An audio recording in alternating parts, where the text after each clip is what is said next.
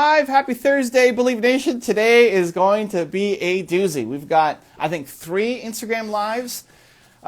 Just finished with my my readers group on Facebook Live doing podcast interviews. Today is going to be a bonkers day. I like having one day per week where I put my extrovert hat on and start trying to spread the mission, spread the love. So that's today. So welcome. We're live at a little bit of a strange time today because I'm looking for a friend of mine. Hey, Alexis. I see Alexis here in the chat. We're going to talk tomorrow. Alexis is going to be super fun. Alexis and I are going to talk about hair extensions, which is going to be fun, helping her build her business. Okay, let's see. Where is RK? Where is RK? RK, if you're there in the chat, leave me a message so I can bring you in. Until then, if you guys have questions, pop it down below. I'll do my best. Happy Thanksgiving! Yes, of course. So to all my American friends, happy Thanksgiving. I am Canadian, so we celebrate in October. We're just extra thankful and need to get it. We can't wait till November to spread our thanks. So we start early. But yeah, happy Thanksgiving. I'm getting a ton of Thanksgiving welcomes and greetings. So we'll take it. Hey, why not? Extra day to be Thanksgiving as well. So thank you guys for joining me during your Thanksgiving. Okay, I see RK here in the chat. We're going to bring him in. See how we can bring some value. RK, the growth ambassador. Here he comes. RK, I sent you the invite. Hello from France. Awesome. Welcome aboard. How are you? I'm feeling good. Trending topic says I'm here. All right. RK, I sent you the invite. You gotta click the accept.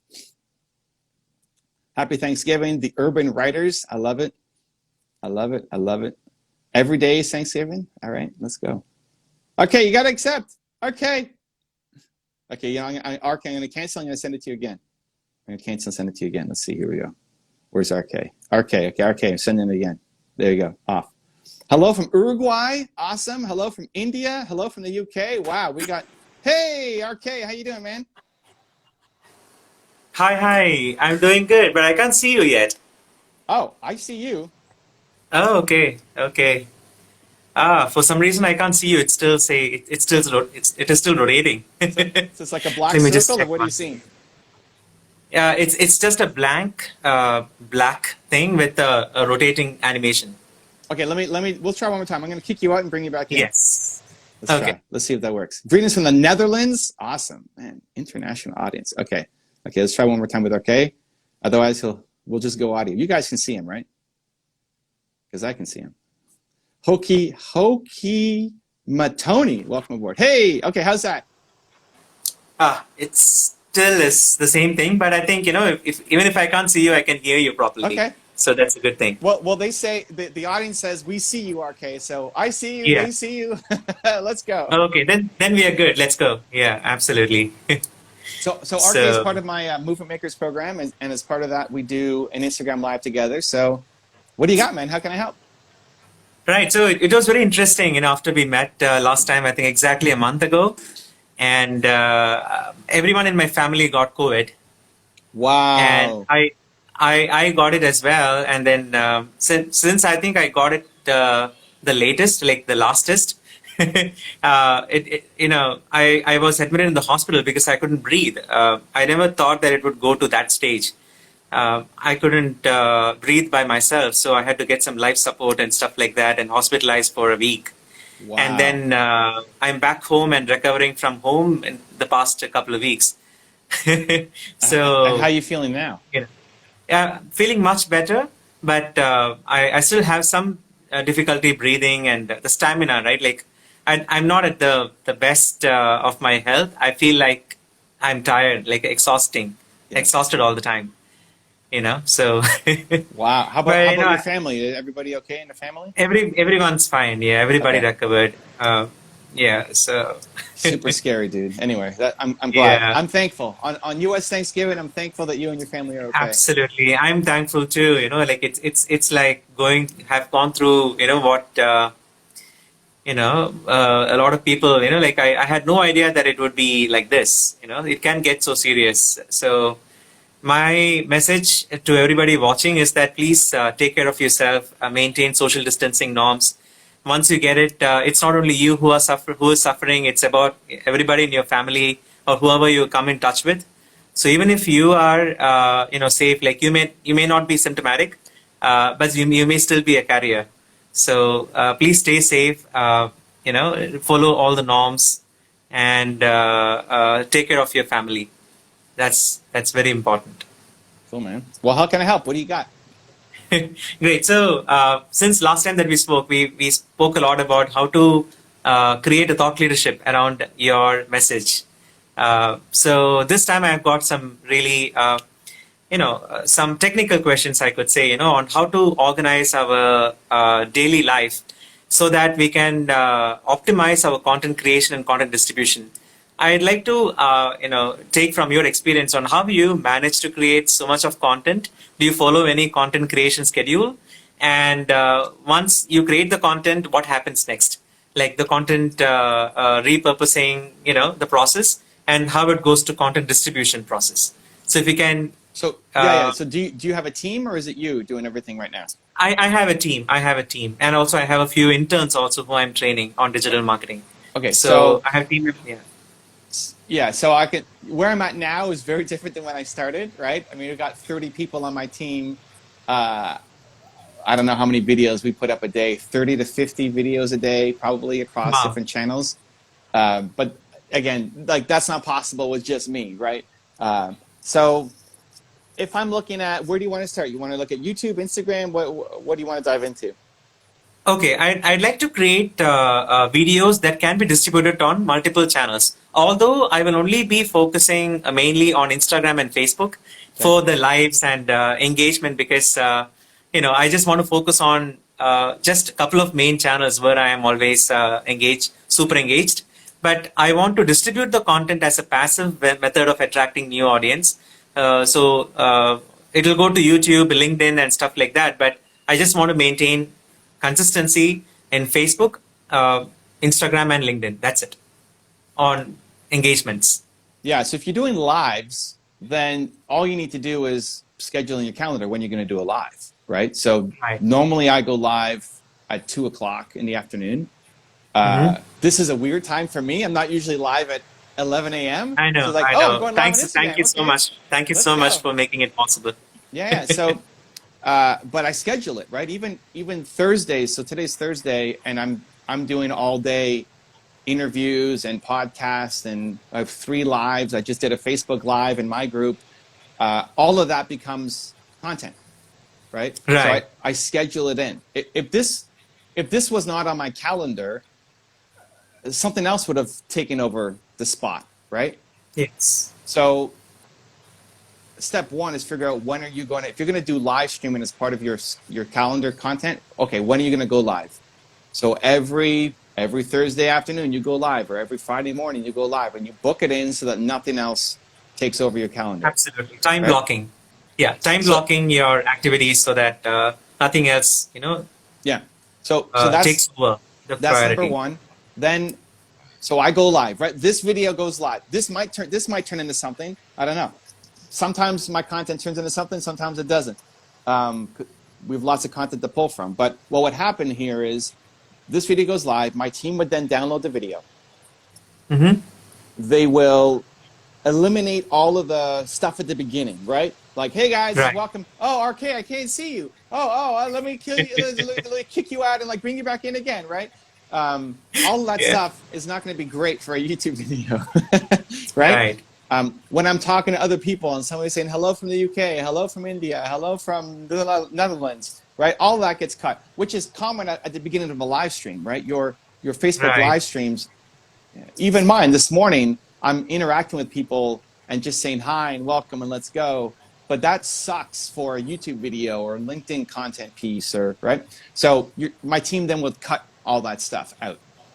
Then what they'll do is they'll look for the best moments of the video and then cut it and put to the beginning of the video as a coming up. Okay.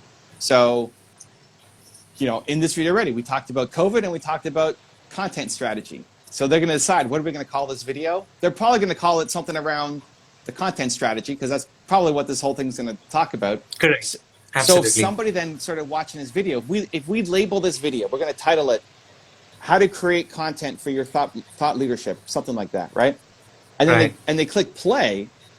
If all they see is COVID, I had COVID. Here's my message. People are going to leave, right? Because I thought I was going to learn about how to create a content calendar, right? So you take the best moments. My team, I don't do this, but my team will take the best moments from this Instagram live, put it to the beginning of the clip, and Okay. then it'll say coming up, and then the video will start with, "Hey, how you doing, man?" And then we get into, the whole content. So I make the live. Someone on my team downloads it. Someone on my team edits it and turns it into a video. They'll flip it so that we'll be next to each other, right? So now we have an actual video to use. Someone else on my team will then title the video, as well as come up with a thumbnail for it, and then schedule it on the channel. So that's the process to make it into a YouTube video. From there, we'll take the best moments of that video. So now that's a 20-something minute video for YouTube. We can cut the best moments and turn that into LinkedIn content, turn that into Instagram content, right? Either a 15 or 30-second reel. It could be a 1-minute actual video on Instagram. It might be a 5-minute IGTV. So the long form content is either a live or a YouTube video, and then you cut up those moments and put them to, that's how you can be everywhere. Right. Absolutely. Right.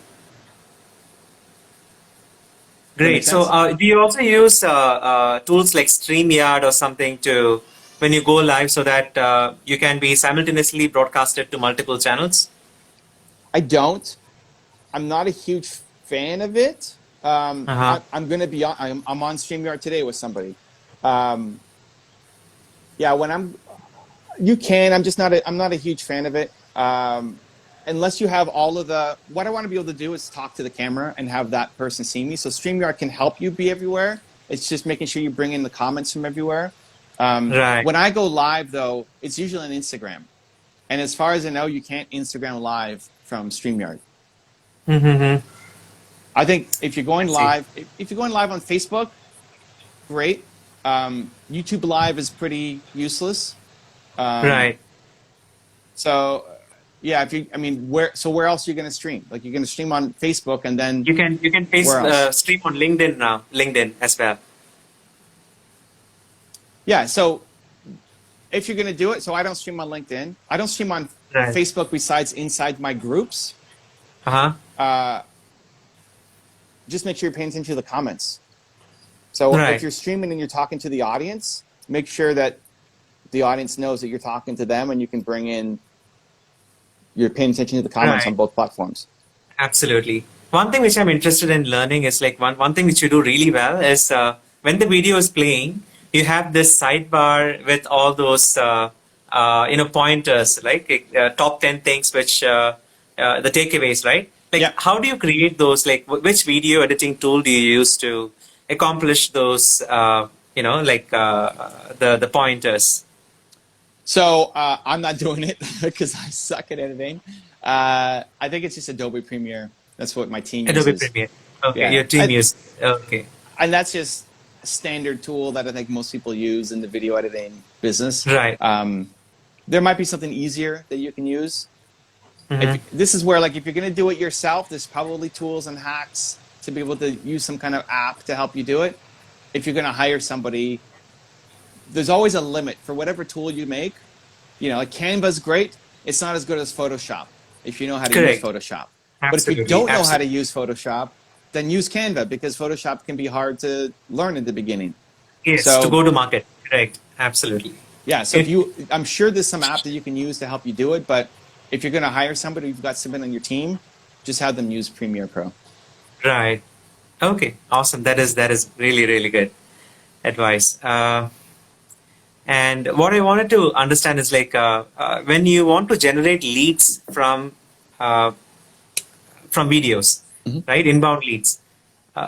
Call to action plays a huge role in getting people to kind of take an action after they watch a video. What are the best practices that you use apart from just the call to action on getting people to take an action after watching a video?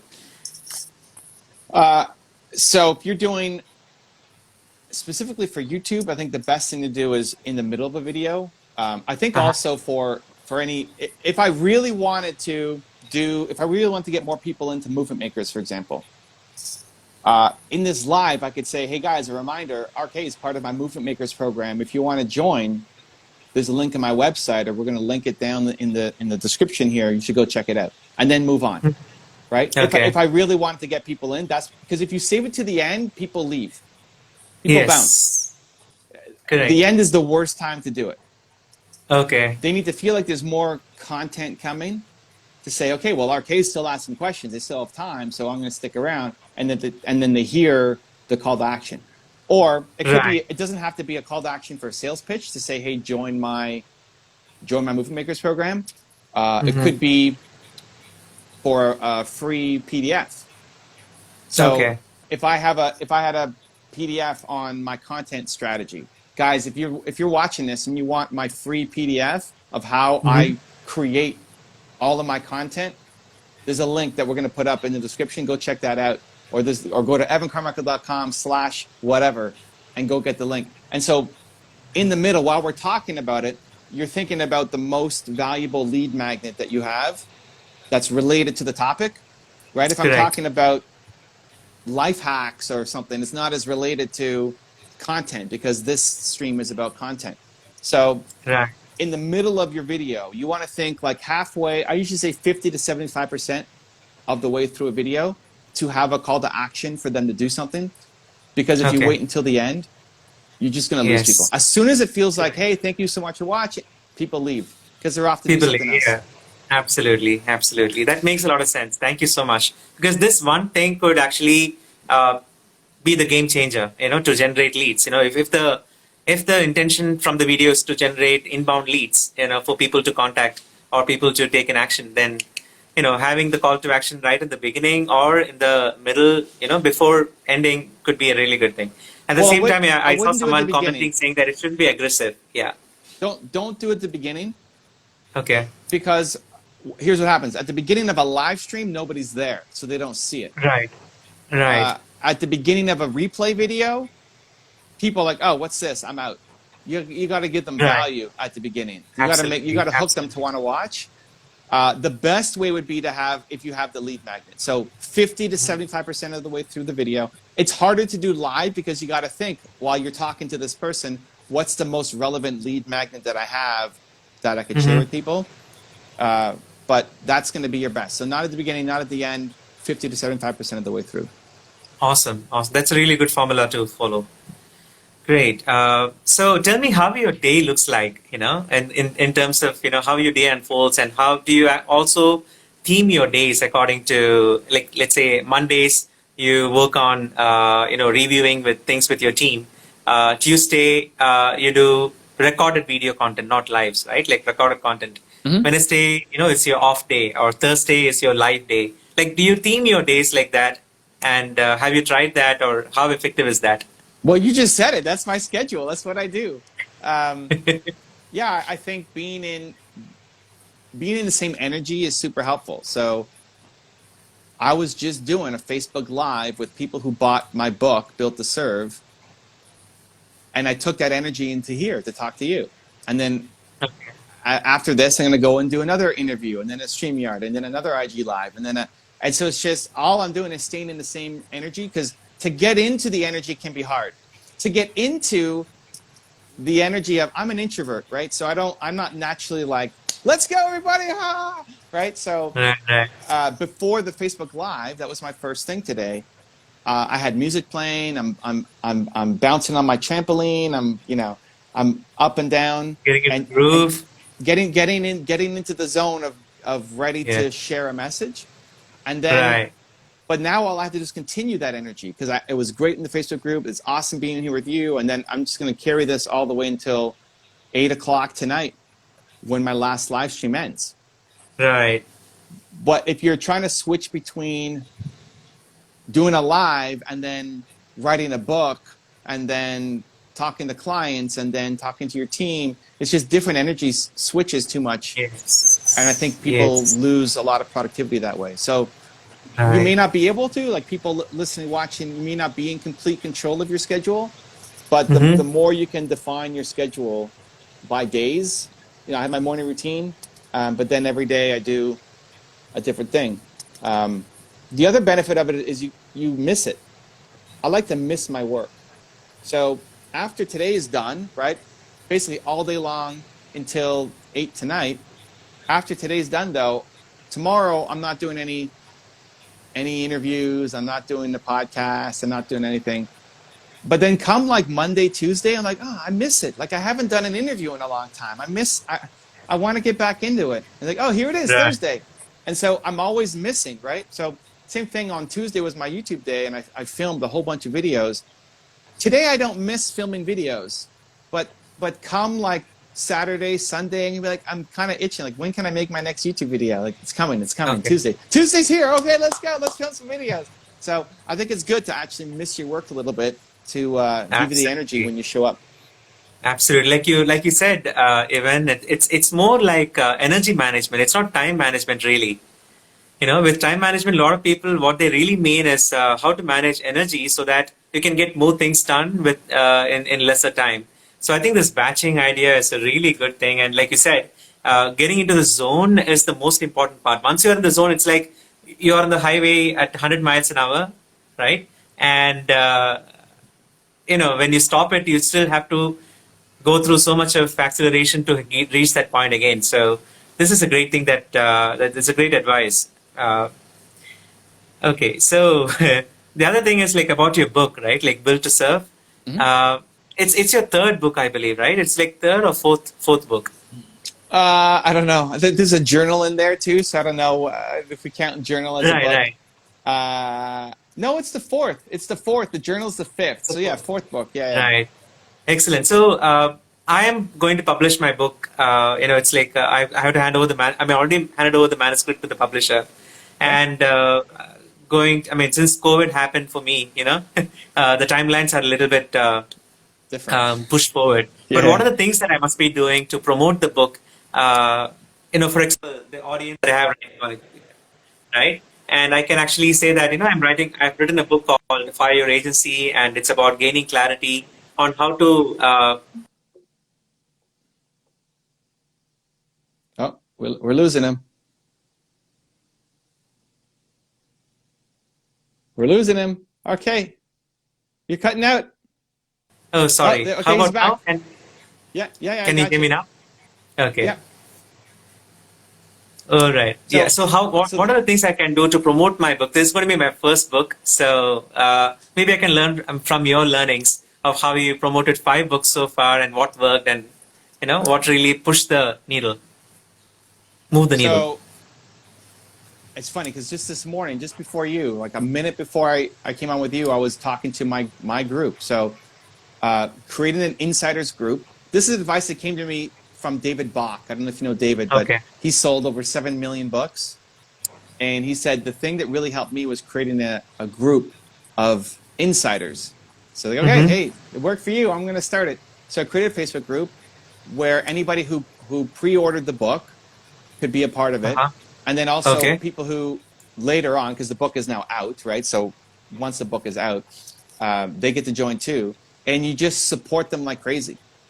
You cheer them on, you go live inside the group, you ask them for their lessons, you help them inside the group. So you get your first group's going to come from your email list, your social media, you're creating content, people who know you, like you, follow you.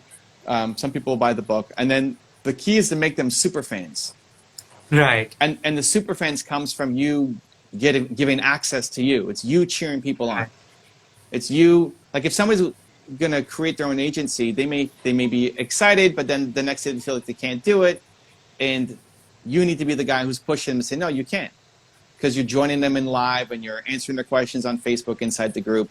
Right. Because if they actually then go off and do it, to say, oh my God, this is RK, this book is the book that you need to get. It's crazy, right? And they're helping spread the message for you. So having that insiders group, and I know we're coming up on the clock here for time, but having that insiders group, I think, is going to be super important. And anybody who pre-orders at the beginning, and you're in it, especially at the beginning, you're in it every day, answering questions, pushing people, asking them how they're doing with their agency, asking what problems they have, going live inside the group.